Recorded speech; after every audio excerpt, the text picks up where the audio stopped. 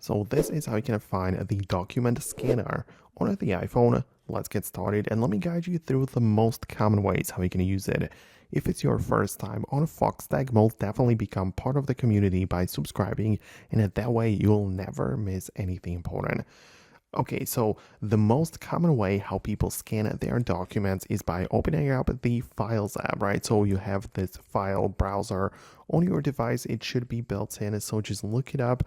This is what it looks like. Just tap on it and then decide where you want to store the document. So in my case, I just go to the On My iPhone section, which is the local storage, because we also have iCloud and whatnot, but I like to go in here.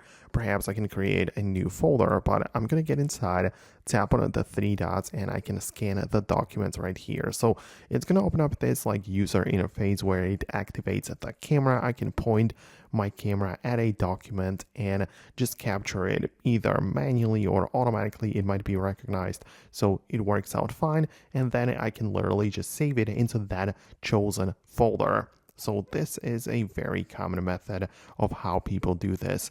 But there are even more ways. For example, if you open up your mail app and start a new conversation or start a new message, you always have the ability to just go to the subject or the actual main section of the mail, tap on the paperclip, and you can literally capture the documents and scan them right away inside of the mail app, right? So it would work kind of the same way, but you would just directly share it over email.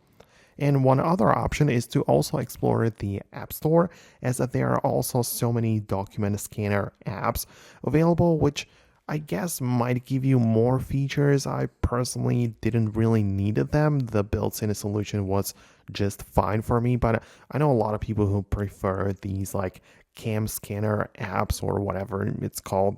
Plenty of scanners available out there. So let me know what you think. Subscribe for more tutorials and videos like this one, and I'll talk to you later.